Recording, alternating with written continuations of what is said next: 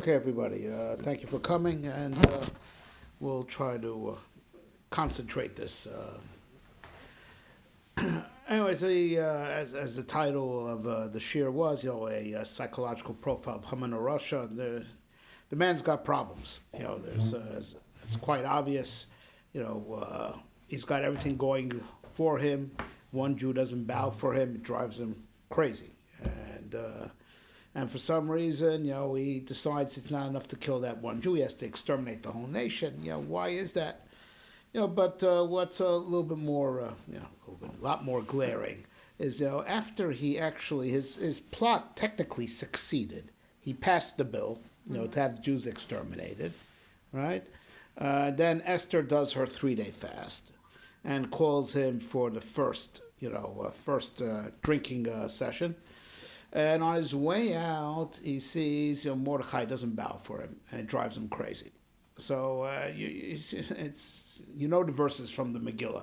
So he comes home and he tells Zeresh and all the people that supposedly love him, Oshro v'rov bana v'esh asher gidlo Amalek, how he's very rich, right, and he's got great kids in positions of power, and the king holds him in the highest esteem, and he's the only one called, to dine with the king and queen tomorrow night. But kol zeh eineno shaveh li, it's all worthless to me when I see Mordechai sitting there. So you have to wonder why. He basically said all the reasons why it shouldn't bother him. He's got a lot of money, great kids, and a powerful position. But what's more, amazing is, what his wife says, right? You guys know the drill. Hubby comes home and says there's a jerk in the office that, really irks me, and you ought to, I don't know what you do, but, you ought to, say, concentrate on what you have, he's just jealous of you. But, that's what Zeresh says. Zeresh says, you're right. It is totally legitimate that you should feel worthless, despite all your wealth and despite the great kids. Just because this guy doesn't get up for you, you're not going to be happy until he's dead. That's her, pep talk to her husband. You're not going to be happy until he's dead. So now another thing to wonder about. Do you know about. Anything about her lineage? Is she also from? Interesting. Who is that? She also from.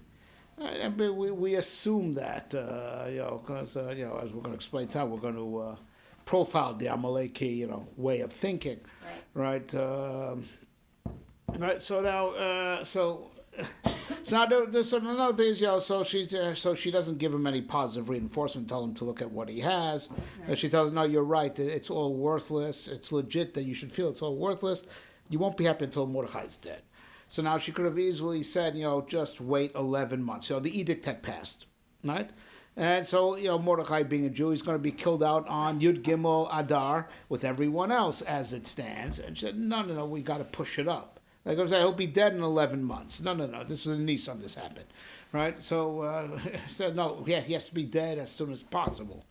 So, so why? What was the urgency? But also, it's an interesting thing. It was...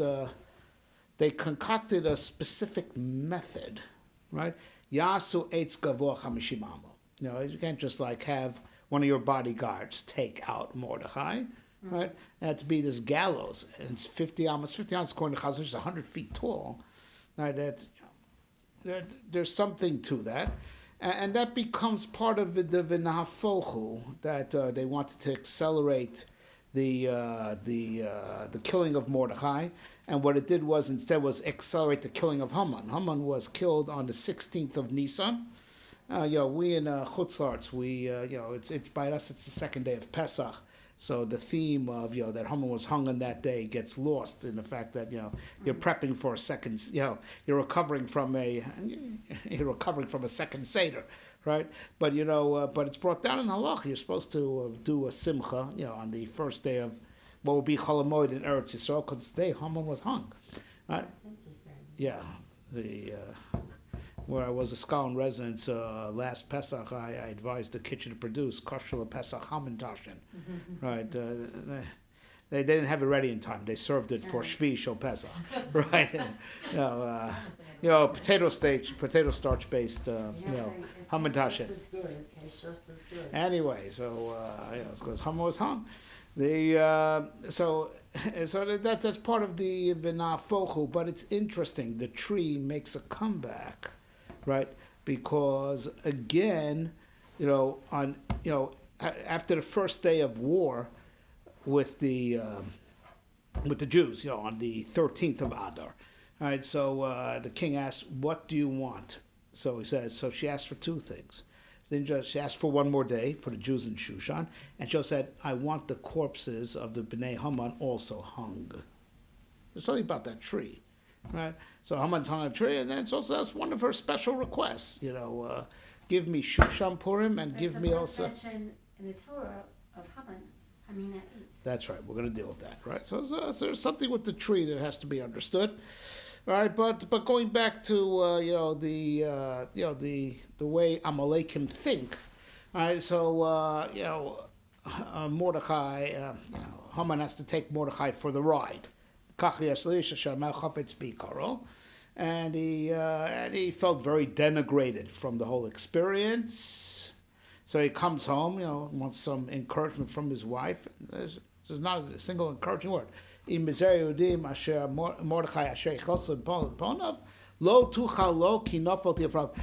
Mordechai is really Jewish, if you started to fall, you're toast. So you can imagine it's itself. She emptied the bank account and skipped town, right? Obviously, it's like where is positive encouragement, things could still turn around. There's no positivity in the Amaleki way of thinking, They're really the glass is half empty type people, right? And now it's not even half empty. Because it's half empty, you can never be happy, right? That's understand where that comes from, what's with the tree. So now there's regarding their their way of thinking. It started at the beginning, right? We're going to read on Shabbos Parsha Zachor, right? So on the pasuk Asher Karcha B'derech, so Rash says they cooled you down. Right, that a mashal for Amalek is someone that jumps into a scalding hot tub, even though he got scalded, he cooled it down for everyone else. So also, even though Amalek got, he got severely beaten, in his, war against Klal Yisrael in the desert. But he had the effect of, that prior to Amalek coming, we say in Shir HaSayam that we just read earlier in that parsha, Shamu Amim Yirgazu, Chil Achas Yoshvei Plashes, Oz Nifalo Lufedam. Everyone was scared of us. Everyone was scared of, the whole world was really scared of us. After Amalek, took the plunge, sort of actually a suicide mission, it was worth it for him just to cool us down. And now not everyone's afraid of us anymore. Where is this coming from? That he's willing to do things even to his own detriment, anything to hurt the Jewish people. And this thing crops up, and you're dealing with an Amaleki. Every time in Jewish history you have this type of rabid anti-Semite that will do anything to take down Jewish people even at their own expense. Was Hitler, he was already losing the war, and he was still valuable resources and trains that could be used. It was well known. And in this day and age, as we're going to explain, Amalek is a shapeshifter. He doesn't stay locked into, and we'll talk about that in just a minute, right? In this day and age, it's the suicide bombers, the right. Islamic, anything, you'll sacrifice yourself to take that. It's like, why? And that's different than, the average run-of-the-mill anti-Semitism, where they're just stam jealous. They want our money, they want our country, or, they just want us stam out of their face. Because, that's the anti-Semitism that they're willing to die, and do all types of harm to themselves and use their own kids as human shields like the Palestinians do, just to hurt the Jewish people. So you should know, right now the radical Islam, that's today's Amalek, that type of sickness, that's Amalek. Amalek has moved from nation to nation. It's evident from the story of Purim itself. Haman was a Persian citizen. He was a prime minister of the Persian. He wasn't. Amalek as a independent nation had ceased to exist. Shaul HaMelech had practically wiped them out. And David finished the job, and then they were just these survivors infiltrating other nations, right. and that's how it goes. Adayom Hazeh. We had Torquemada, and by the Spanish Inquisition, whether it's Hitler in Germany, and whether it's the leaders of the radical Islam. That's the way it's been ever since the days of Shaul HaMelech. They're infiltrators of other nations, and we'll discuss why this is. This all fits into their perception of themselves, right? So Rose correctly pointed out that there's a remez, to Haman min haTorah minayin, ha min ha'etz. Adam, did you eat from the tree? Right. So there's two things to discern right away. First of all, that means they come from the Eitz Hadas Tovara, right?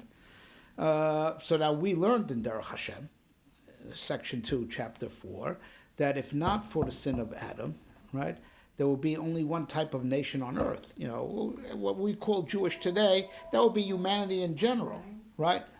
Right. The lower form of humanity, for a better word, which is the 70 nations, that all came because of Chet Eitz Hadas Tovara. So that's what it means. We explained way back when then that when we say, in our tefillas everywhere, that Yisrael is goy echad ba'aretz, right? Wait a minute, there's plenty of nations. Oh, it means the one nation that there was always meant to be. There's only be'etzem one nation that was always intended. The rest are flukes, and right. But that's true about all nations in the world, right? All goyim, right? And of which some of them could be saved, some of them could be chasidei u'masolam. What sets Amalek apart is also alluded to in that phrase. Ha min ha'etz, did you eat from the tree?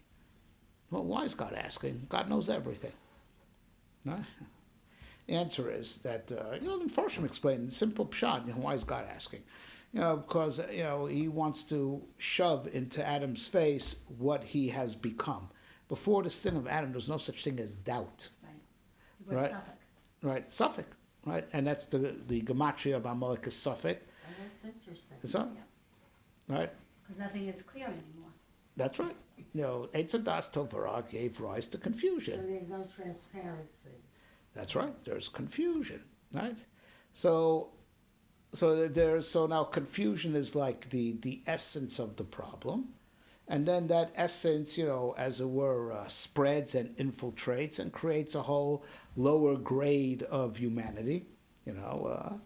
That's less connected to the truth, less connected to emes, right? But but even within that framework of the humanity that emerged because of Chet Eitz Hadas, right, there are levels, right? There's the nation that could be keneged the actual point of origin of confusion, and then there are the other nations that follow, but their essence is not confusion. Their essence is that they're influenced by confusion, but the bottom line is they just want to make it through the day. That's all they want. They just want to pay their bills, and of course they're jealous of anyone that outdoes them. So that's Hamin Ha'etz, is that Haman is alluded to by the very essential problem created by the Eitz Hadas, whereas other goyim are branches of the problem. And since they're only branches of the problem, they could be elevated and saved. And then there's like Amalek that is keneged the problem itself, the original problem, the original, shibush hadas, the original confusion that detaches man from clarity, the clarity that the Torah gives. So the Amalek is keneged, that, original point of departure. The original point of departure is irredeemable. It's sheker. Right? How that point of departure infiltrated and influenced other nations. We could save the other nations. It can become Hasidim Osalam. Amalek is, Haminites. He's connected the suffix itself. He's connected the original, confusion and detachment. Right? So now it's interesting. Bilam, when he sees Amalek, he says, Rashis Goyim Amalek. V'achriso Adei Oved. He calls him the first amongst nations. Rashid Goyim Amalek. Right? And so there's two things to immediately point out over here. Right? That that first of all, he's if the eight Sadas created a totem pole, there's the original point of departure, and then there's how called the pyramid, how the pyramid spreads. Amalek's at the spitz, where it all starts from. He's the Rashis, right? But also Rashis in Lashon Rosh, right? Leader and head space. Head, Rosh. Haminites, suffix. The original head space. So now, that's why, as the Ramchal points this out, when Amalek lost their nationhood, which started already from the original war. They were once a whole nation with special bad qualities, and then they lost their nationhood because it says, Vayachlos Yoshua, by the very first war, Vayachlos Yoshua es Amalek, ve'et Amo. He weakened Amalek and his nation, Lefi Chorev. Right? So the Ramchal writes that, in the Nan Derech Hashem, but rather in the Sefer called Kinas Hashem Tzvachos, that, they began to lose their status as an independent nation, a separate nation onto its own from already the first war. The Ves Amo, their nationhood. Right? And then Shaul came and finished the job. All that was left was Agag. Haman was Ha-Agagi, the surviving descendant of Agag. Shaul finished the job, took away their nationhood. They lost their Am, but they didn't lose their Rashis. And that's why, says the Ramchal, is the secret that the Torah has an interesting term in our obligation to kill Amalek. Timcha es zecher Amalek, the thought of Amalek. Right? The memory of Amalek, thought of Amalek. It doesn't, by the Shivas Amamin, the 7 nations, also just says Hachreim Tachrim, wipe them out. That's all it says. Amalek is also in front of it. Ki mocho emcha zecher Amalek. Oh, well, we're going to read it. That's in Parshas B'Shach. We're going to read in Parshas Timcha es zecher Amalek. It's zecher Amalek. What is zecher Amalek? Amalek, Timcha Amalek. No. They stopped being a nation, and they were whittled down to the point of their essence of being an idea. And that's why we said, we talk about these rabid anti-Semites that are willing to, do anything to hurt the Jewish people. These people are ideologues that incite a whole nation, like prime example was Hitler, right? Now it's these imams that, that incite the terrorists. That's the klipa of Amalek. It's like Haman also. 3 words to Achashverosh, and he got him to agree to annihilate all the Jews. They are Zecher Amalek. They're Rashis Goyim. That's their unique, unique evil power, right? That they could, that even if they don't have a nation of their own, they could be the leaders and the ideologues of any nation. Mm-hmm. And the nature of their existence is Zecher Amalek. Now, they lost their independent nationhood, but there's Zecher Amalek, the concept of Amalek, floating around like a virus, not corona, right? Right? Yeah. Just coming and, infiltrating and infecting a nation, right? And that's, that makes them only more deadly. That's why Amalek is a shapeshifter. If there was a classical Amalek nation that was on its way out already from the first war and was totally done, with Shaul, right? But ever since then, it's the Zecher Amalek that just goes from nation to nation. It infects this nation. And they're in that capacity of Rashis Goyim. They're on the top of the totem pole of the Eitz Hadas that branched out into the 70 nations. They're at the spitz, at the top, the Rashis, and that's why they can infect any nation, right? But here's the thing, right? Being at the top of the being at the Rashis, at the point of origin, right?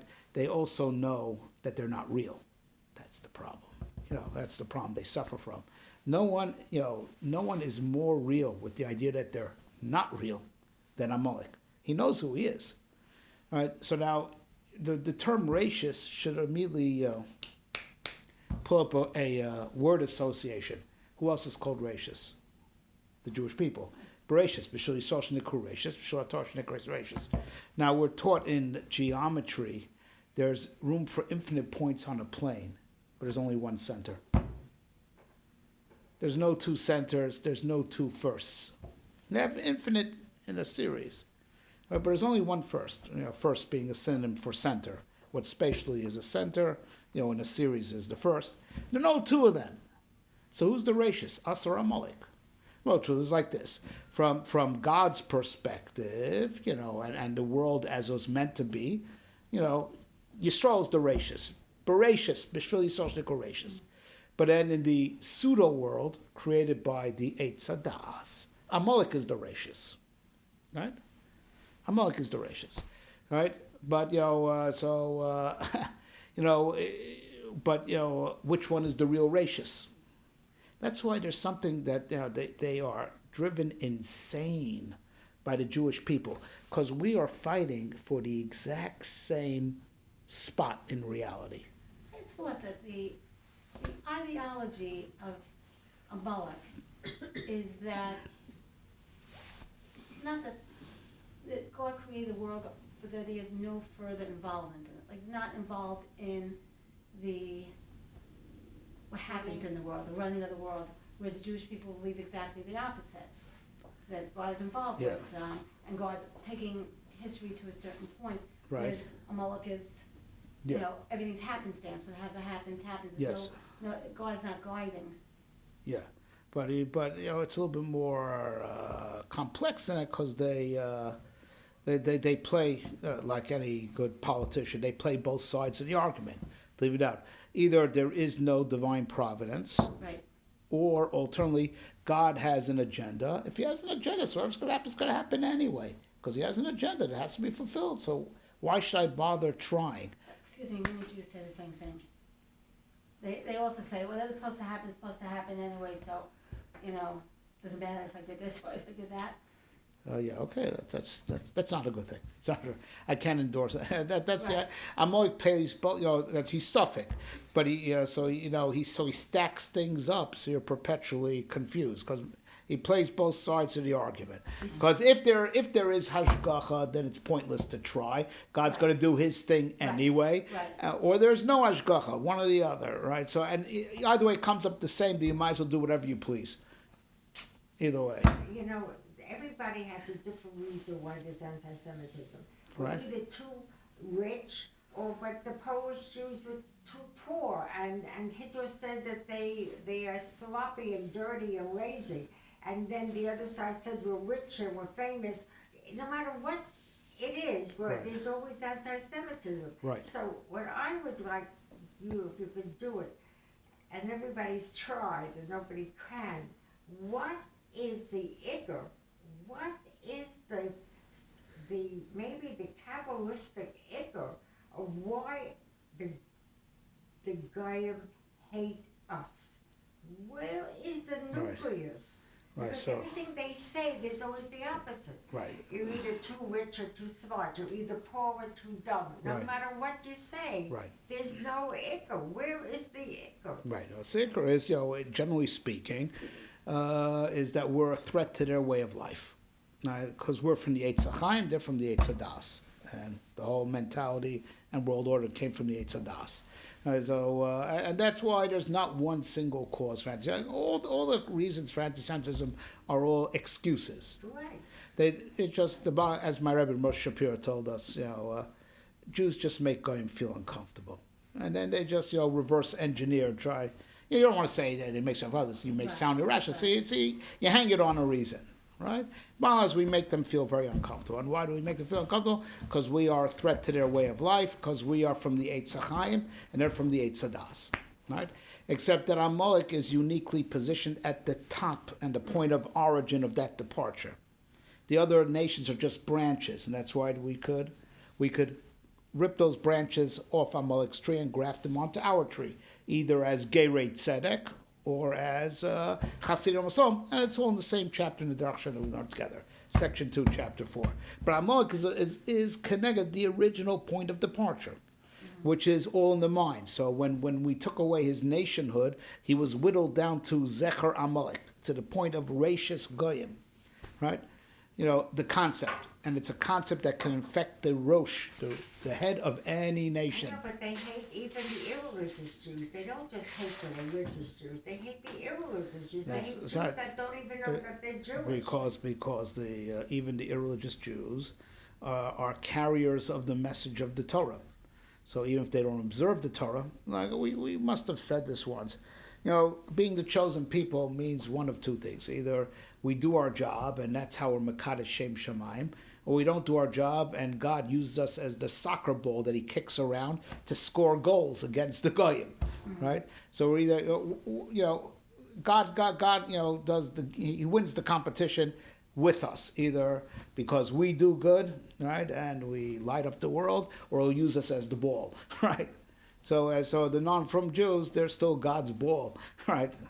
Right. So even if they're not observing the Torah, they're part of the Torah agenda. Now it's the privilege of being a member of the Jewish people. Right? You are chosen as the vehicle, whether it's by what you do or how you will be used. Right. All right. So now here's the thing. So Amalek, there's no one that really is, because of their unique high position on the top of the Eitz Hadas totem pole. On the other hand, they are so real with how they're not real. The whole thing, because one man ate a piece of fruit he shouldn't have, that's their whole, right? Mm-hmm. And they understand that's the whole, they're there to create confusion, right? And their place on the global map is, they want the same place that the Jewish people take. We're supposed to be Or Lagoyim. We're supposed to be the first that the whole Bria follows. And that's what will be at the end of time. The Navi Tzefania says, I'll call to all nations. And they all serve Hashem in unison, the Jewish people leading. Right? So they want our job. They want our position. That's an amazing thing. It's alluded to in what we're going to read in Parsha Zachar. When Hashem will give you peace from all your nations around you. Wait a minute. I just said all nations around me. I have peace from all my enemies around me. It means Amalek is not included in all the nations around you. Right? He's not in that cloud. Right? All the nations around us are branches of the Eitz Hadas. We could rip those branches off the Eitz Hadas and graft it onto our tree. They're around us. Amalek is not around us. Amalek wants our place in reality. It's the real Rashis versus the fake Rashis. So he's not misaviv. He wants to be on our place on the checkerboard of reality. He wants the same place as us. Mm-hmm. He's not oivecha misaviv. He's not around. He's not from the infinite points on the plane. He wants point center where we are. He's not misaviv. He wants where we are standing. Right?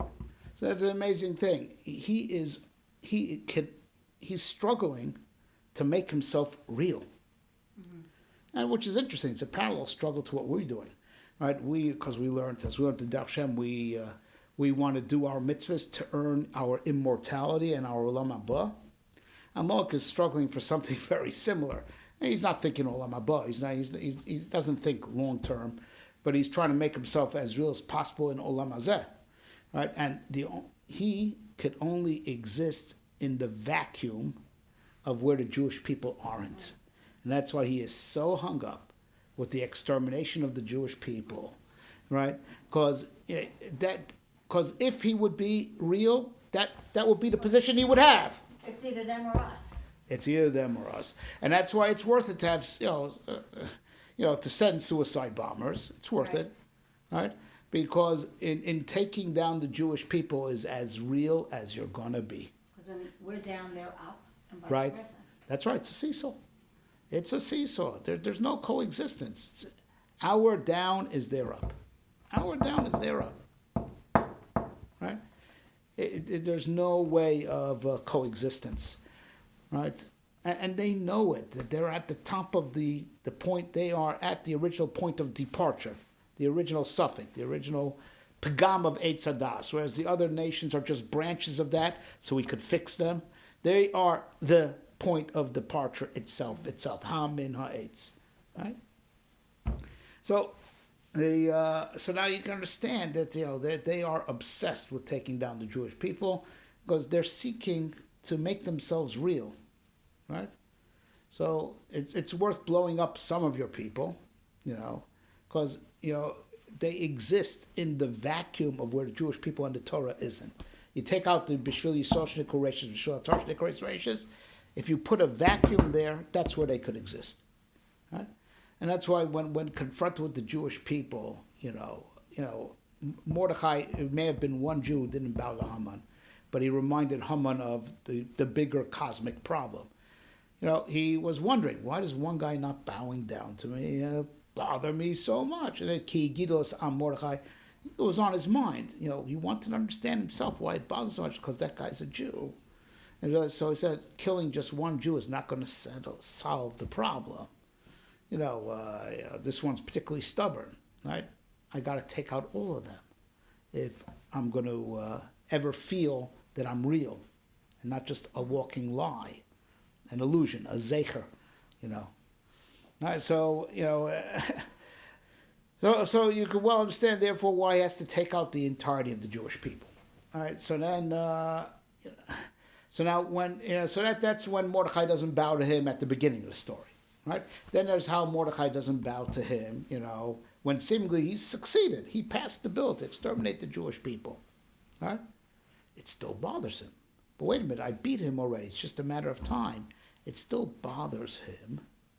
So it means that maybe my plan is not foolproof. Because if we're foolproof, it shouldn't bother me so much. Right? And he goes in and he checks with his wife, and his wife being Amalek, he says, it's... you can't be happy, right? Or in another way of saying is you can't be sure that your plan that's 11 months away is really going to succeed. Because if it still bothers you so much, the Jews are real. We're not real. So something will happen between now and then that the plan will be reversed. So it wasn't just, to alleviate the pain immediately. They threw down another challenge. They upped the ante. Right, that was the eights. So it wasn't just about getting rid of Mordechai right now, because it's true you can't be happy with whatever you have if Mordechai is walking around the earth, because it reminds you that all that you have is just an illusion. Right. So what's it? Yasu eitz gavoa chamishim ama. So there was two things being alluded to, and that first of all that eitz represents the eitz hadas. The eitz hadas affected the entirety of reality, and we know that reality, for whatever reason, we're not going to get into the Kabbalah, but I'm sure everyone's heard that there are chamishim sharei bina. Reality, the cosmic forces that make up reality are chamishim sharei bina, right? So Yasu eitz gavoa chamishim ama. There's a statement, the eitz hadas reigns, right? Not the eitz hachaim, right? And Mordechai will be hung on it. But there's another pshat in the Medrash that so one pshat is that it represents the Eitz Hadas to show the Eitz Hadas, the Hamina Eitz reigns supreme, right? So it'll be a litmus test. If Mordechai gets hung on the tree, that means the Eitz Hadas has won, beat the Eitz Hachaim, right? But there's another pshat which actually which is another hesber for where goyim get their confidence from in their anti-Semitism. There's a medrash that says that where are you going to find a piece of lumber that big? 100 feet. The Teva. It took a plank from Tevas Noach, right? There's a famous piece of Purim Torah that based on this medrash. There's an interesting verb, like Purim. V'noach ba'arba'asar. V'noach b'chamisar. And they rested. V'noach, right? So it's famous Purim Torah. It sounds better when you're drunk. How did Noach? It's a question you have to pose when a person's like, how did Noach make it into the story of? So it's because Haman took a plank from the Teva. Noach didn't want to give it to him, so they had a tug of war. Haman won and schlepped Noach into the Megillah. It's much better when you've had a lot, but it's true. There is a medrash like that that piece of wood, that Eitz Gavoa Chamishim Ama was a plank from the Teva, right? And it was an amazing statement being made, and it is another thing to bear in mind, right, of where the anti-Semites get their confidence from. Noach technically wasn't Jewish. Right. No.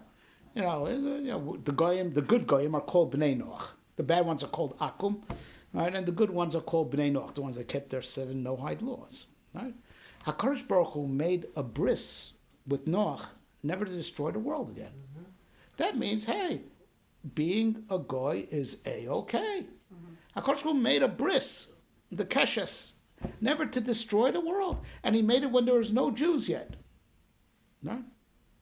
Right? So hey, so why are we second rate? We're the ones who got the bris that Hashem will never destroy the world. So to be a goy, which all comes from Yetz Hadas, is A-okay. Right?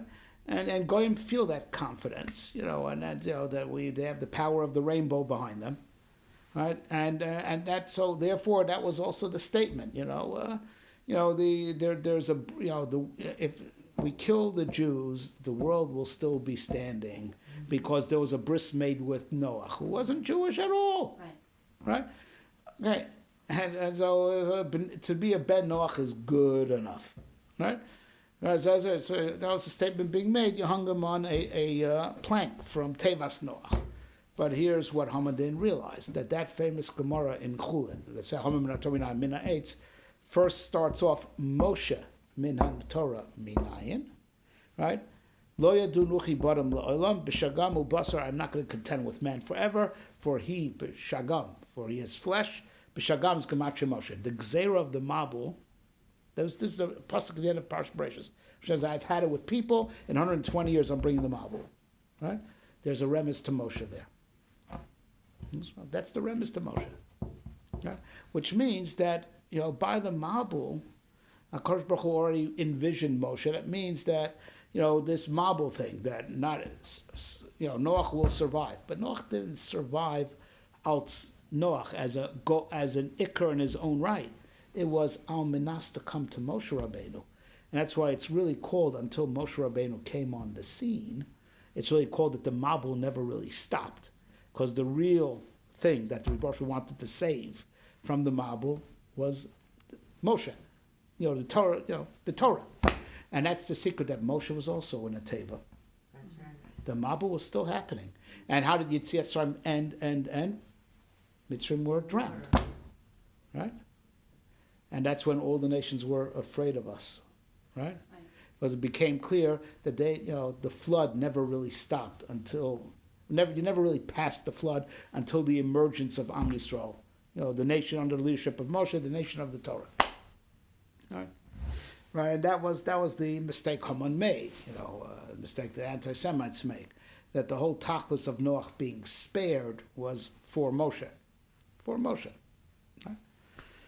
Right. So that was the challenge that they were throwing down. Let's get the etz, connected Eitz Hadas, connected the bris with Noach, like either pshat, right? And we're going to hang Mordechai on it, and then you could be certain. If we hang Mordechai on it, that will be a litmus test that we're on top, and sure enough, the extermination plan will go through, and will not be disrupted. It'll make it, right? All right. With all that, they saw that the plan failed, because Mordechai now is in Achashverosh's good graces. Haman comes back, from the ride. And what does Zeresh say? Mordechai, if he's really Jewish, so what does Rashi? Rashi in the Megillah brings the Chazal that he says this nation, we're compared to the dust. We're also compared to the stars. Right?